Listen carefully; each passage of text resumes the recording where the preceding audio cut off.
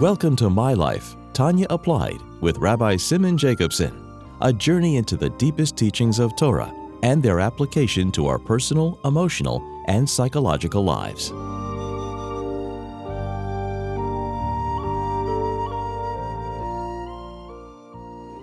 A good Yom Tov, Yud Tes Kislev, Rosh Hashanah of Chassidus, the day of the Geula of the Baal Tanya, the Alter Rebbe. Being that this program is Tanya Applied, a journey in the life-changing Sefer Tanya, I thought appropriate that we should talk about Yud Tes Kislev, Chag HaGeula, the Rosh Hashanah of Chassidus. When we say L'shana Teva, B'limud HaChassidus, or B'darkei HaChassidus, Tikoseva v'sichasemu. So let's talk about Yud Tes Kislev, and we will resume learning Tanya inside in the next week's program. First of all, what exactly is this day? On a technical basis, what happened was the year was Tov Kuf Nun Tes, the equivalent of in the Gregorian calendar. We're talking about 1798. At the end of 1798, the Alter Rebbe was arrested. He was arrested, that the pretense officially was because he was a counter-revolutionary, meaning he was a working, as it was informed upon, the enemies of Tsarist Russia, namely Turkey, because Edison was then under the Turkish rule, and the Alter Rebbe was sending tzedakah to Eretz Yisrael, money to help support the Eden that were there. So this was the official reason he was arrested. It was actually the enemies of the Alter Rebbe, enemies of Chassidus Yidden, Rachmana litzlan, were the ones that informed upon him. They saw him as a threat. But everything that happens, b'chlal in general, is Ashgacha Pratis, especially Tat Tzaddik. So we understand that there was something more going on. That God didn't just not allow just a person to be arrested, a person of that caliber, unless there was something deeper. So the way the Rabbeim, the Chassidus understands it is that there was a Gzeira L'mayla in heaven that was challenging the very essence of what the Alter Rebbe was doing, which was spreading Chassidus, Primis HaTeira, in unprecedented ways. We know the Alter Rebbe is the founder of Chabad Chassidus. It wasn't just Chassidus, Chabad Chassidus. Bring it into Chabad in Seichel of Chochmah Bina Das. Even the animal soul could understand it. And that was something that wasn't done until then. Primis HaTeira was always learned, as the Mishnah says, the Chigige, you don't learn the secrets of Teira, only be Yachid. Ma'aseh Merkava, only be Yachid. And we'll talk about the reason for that shortly. So historically, what was taught was Nigla de Teira. That's why it's called revealed Teira, the revealed part. What you're supposed to do, what you're not supposed to do, the reasons behind it. Essentially what we learn in the Teira, and the reasons for all the mitzvahs, talking about Shas, Mishnah, Gemara, and then what came after the Amoraim, the Rabbanon Savaroi, Rishenim, Achreinim. Primis HaTeira, the inner workings, was something that was kept for a select few. Shimon bar Yochai, his Talmidim, Sefer HaZoyar. And the essential reason for it is because Teira Leba Shamayim, the Teira is given to this world in order to bring it down, and we should implement it. Essentially, God gave us a blueprint for life, the Teira, and we implement it through Teira mitzvahs. And not everybody needs or is capable of understanding the inner workings, what's happening. Just like when you eat a piece of food, lahavdil. Now you don't have to understand the whole process of the digestive system, you do it. So here too. But that doesn't mean there isn't a whole inner dimension. But it was for Yechidus Gula, for individuals. As time passed, became more known, time of that Arizal, we're told, mitzvah legal is chachma.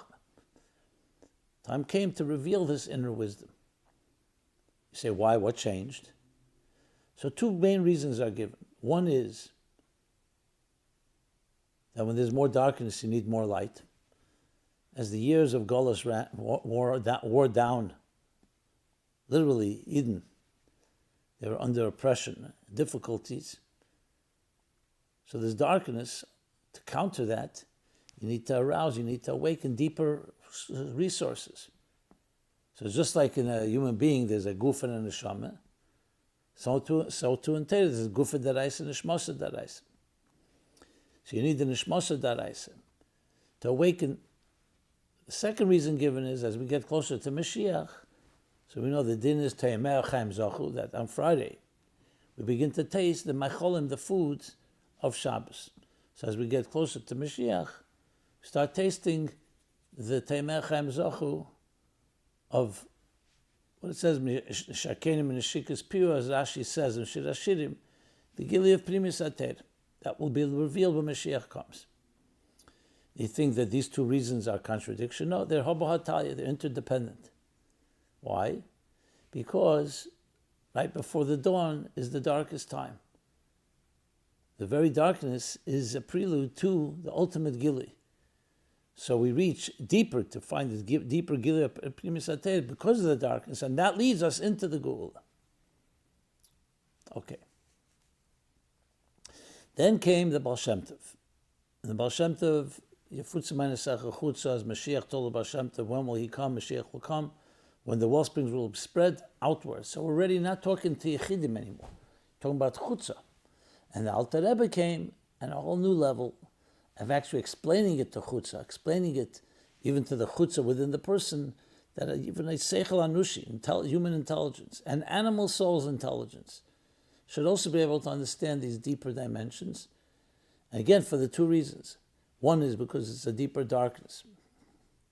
And we need deeper light, deeper resources, like it is in any case. And that's why you have the analogy given, that once in the time of the Alter Rebbe, they were discussing the Alter Rebbe, Pinchas Karetz, and others, and some felt that we have to be very careful in revealing Primis Atera because it will be abused, it won't be appreciated. And the Alter Rebbe, as a student of the Maggid, who was a student of Baal Shem Tov, was advocating, we do have to teach it.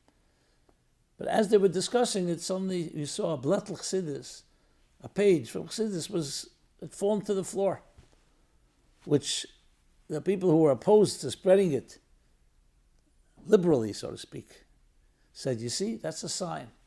Look, it's not appreciated, it's falling to the floor. And the Alter Rebbe then gave the famous mashal of a Ben Melech, a king's son, who once fell very ill, deathly ill. And the doctors had given up on him, and they couldn't find any way to save him. The king was frantic because it was his only son, who was heir to the throne.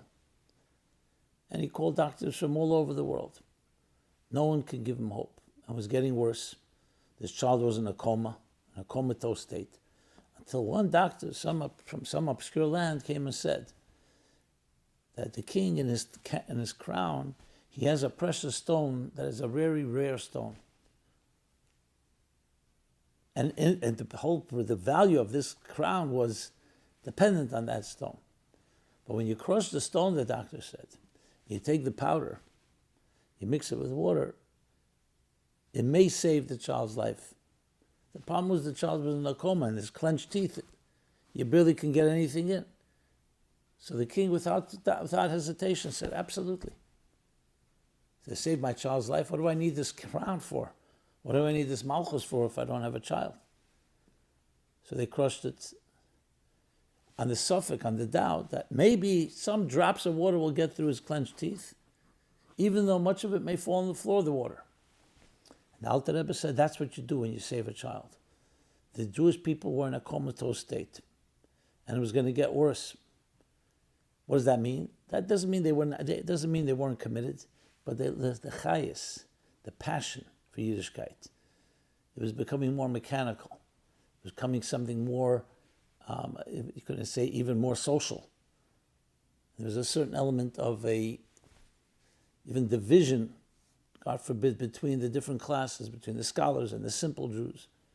The neshama was lacking. So the Alter Rebbe said that's the time has come to start revealing that neshama.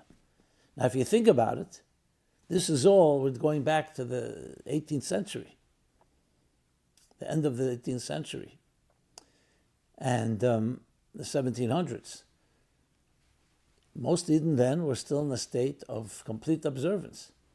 But only that period would begin the beginning of emancipation of the Jews and the assimilation of the Jews. So the Alter Rebbe, in his foresight, as the Baal Shem Tov before him, and the Maggid, and the Arizal even earlier, foresaw that we would need Magdim Refuah Lamaka. That you'd need to find a deeper dimension. That's always there. So when you're living in a very pure, insulated environment, you pick up Yiras Shamayim from the very smell of the chicken soup of your grandmother's kitchen, and there are very few alien and outside influences. It's one thing. But once you have to face the real challenges of the Western world and the emancipation, the freedom of the Eden, which was a blessing, but also a challenge, that's when you need to dig deeper. And we can't just rely on Nigla alone, but you have to have Primus HaTeira. Even if the water would drop to the floor, but it's to save the child. But at the same time, you are revealing a deeper dimension. It's not a medicine. It's a deeper dimension of Teira, Primus HaTeira. Because we're also coming closer to the Geula.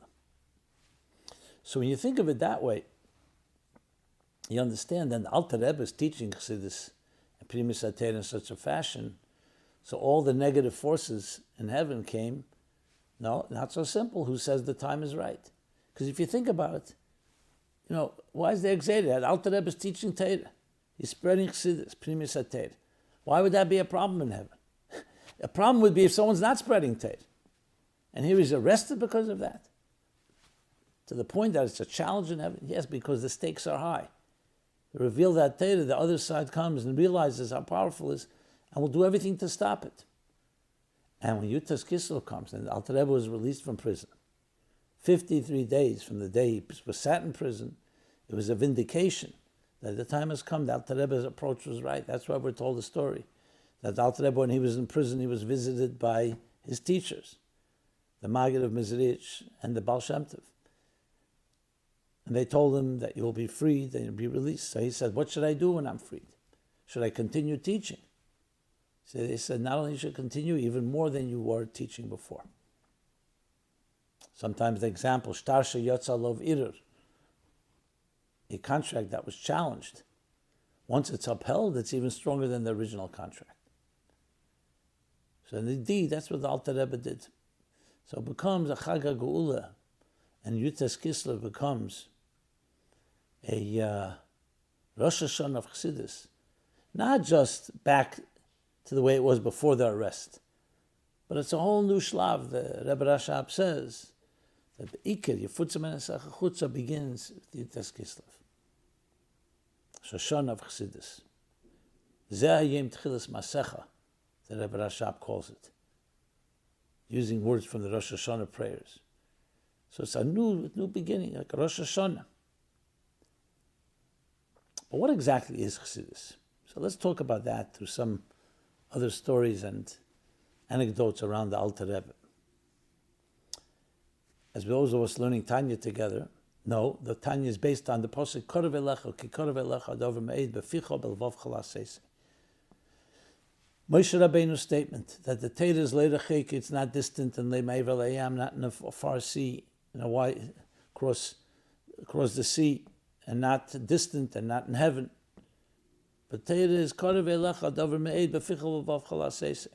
What is Moshe Rabbeinu saying, and what does the Alter Rebbe come to say? Levayat Heitev, Tanya is coming to explain well why Korav Elecha, Echu Korav Me'ed, and not just Korav Me'ed. So the key word to remember, Korav, means relevant. You can learn Torah and you can do mitzvahs, but don't necessarily feel the personal relevance. Is it integrated into your emotional, psychological, spiritual life? There's a thing called mitzvahs anoshim elamoda, mechanical Judaism. And you can do it and committed to it by culture, by chinuch, education, by upbringing. In chapter 15 in Tanya we learned, it could be rigilus. Hergel nasa tevasheni becomes your second nature. But it's not called avodai, it's not called aveda, because it became cultural, it's a routine. Karev elecha means it's relevant to you. You look at it as chayenu ve'erech yemenu, your life and your sustenance. Now, Torah was always that way, but do we feel it that way? And Chassidus does that. Because you can learn the Lamates Malachas of Shabbos, the 39 forbidden works that you're not supposed to do on Shabbos, that are prohibited on Shabbos. You can learn the laws of Pesach, the laws of Shavuos, the laws of Chanukah, and know it in detail. But do you know the spirit of it? Is it personal to you? Or is it something you're doing out of obligation? The more passion, the more it's filled with ava v'yira, love and reverence. When you do something out of love, look at the difference between, let's say, take a marriage. If it's automatic pilot and people doing things by rote, sometimes you fall back on that. But that's not a relationship, it's a dynamic, filled with vitality, with pnimius, with chayis. And just to drive the point home, so the Alter Rebbe wrote Tanya, a Tanya that explains Eichu Karav Ma'id and begins with what is a neshama and talks about the struggles we have from within. Not just how to do a mitzvah or not to do a mitzvah. That's niglu the Torah. But the actual struggles between the divine soul and the animal soul and the different faculties and resources we were given. And indeed, the Tanya has 53 chapters that correspond to the 53 days the Alter Rebbe sat in prison. So even though the Tanya was printed before the Chag Geula of Yud Tes Kislev, but it was part of that process.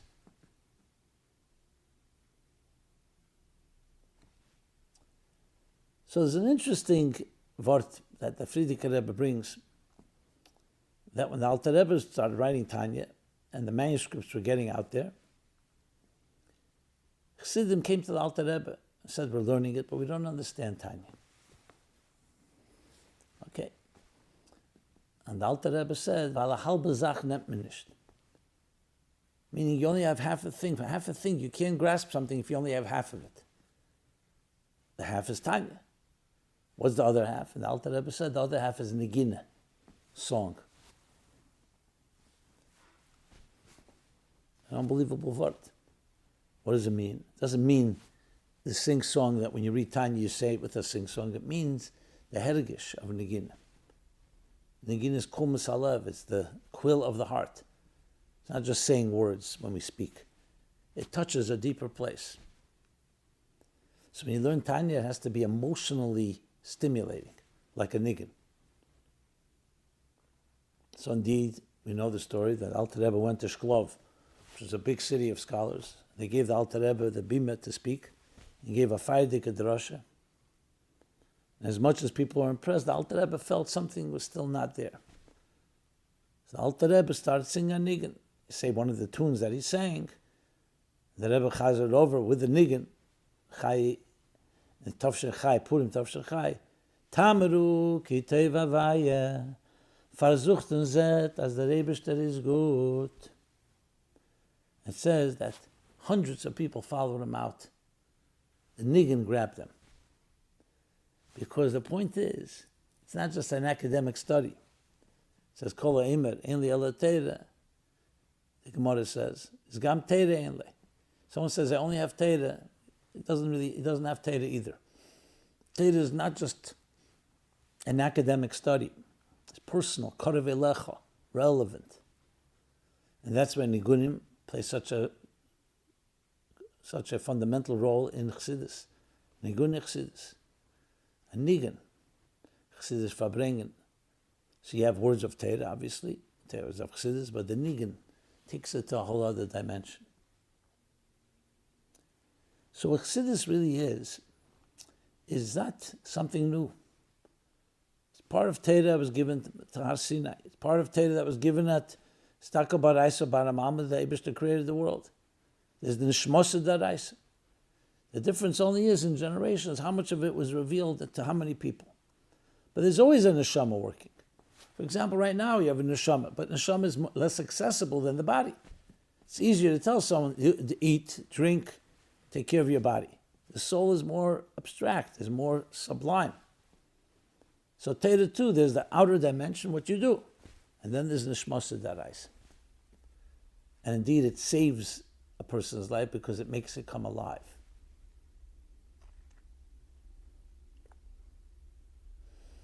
So it's not just doing, but also activating all your faculties, your mind, your emotions, as we've been learning in Tanya.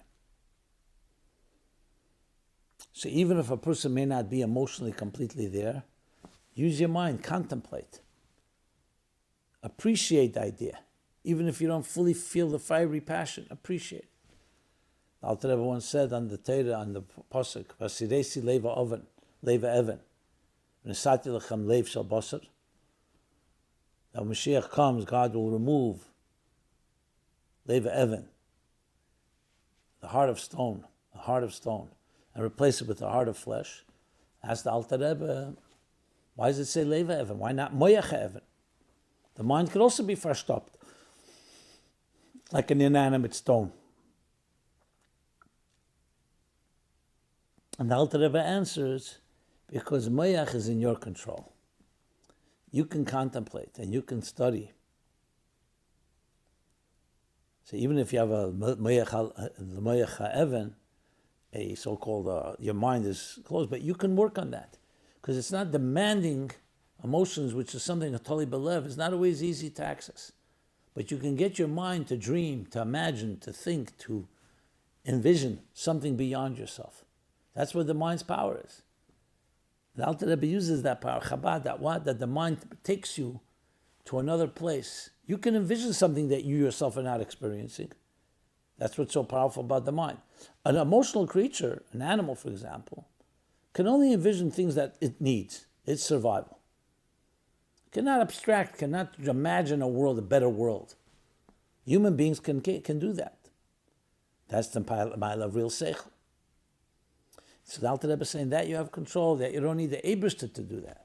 So today the work is to remove the mind of stone and open your mind and study and learn and envision, even if you're not there completely.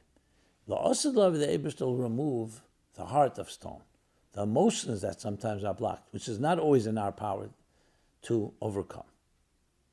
It's a tremendous word because it tells you, some people call in psychology the concept of a cognitive life raft, which means if you can't go there emotionally, at least with your mind, imagine it.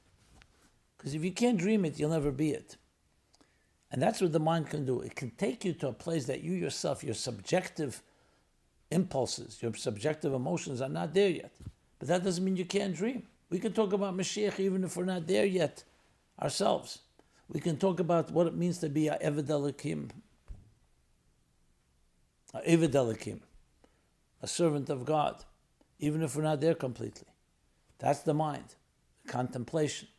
And that in turn gives birth to midas that you begin to reach that place, also emotionally.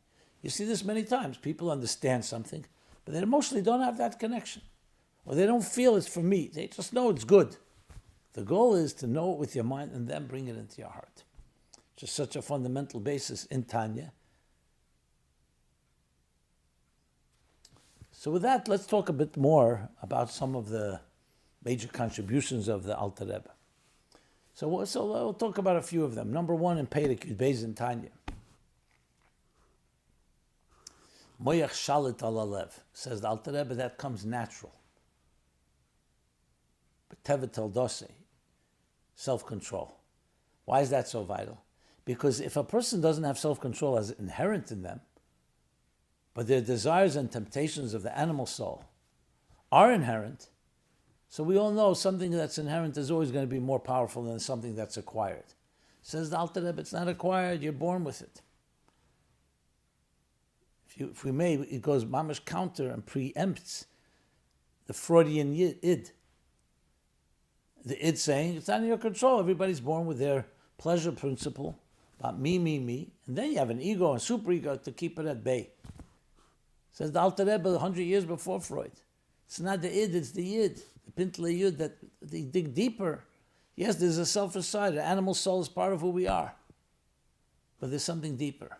the Pintele Yid, the Ava Mesuteres, the hidden love, the power of the divine within your soul, and the power of Moich Shal Talev, which comes from a gift to us. A part of who we are, a natural being, is the ability to self-control. So that's one of the chidushim of the Alter Rebbe.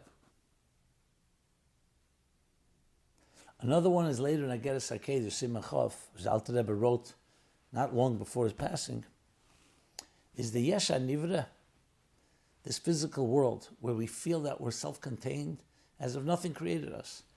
That is, even though it could be the root of all problems, but that very feeling comes from Atzmus, a core reality that is beyond cause.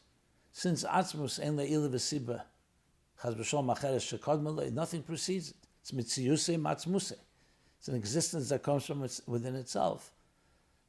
That is the only one that has the power to create a yesh that should also feel that way. It's a tremendous chiddush. Because usually the yesh, we say, we work on fighting that.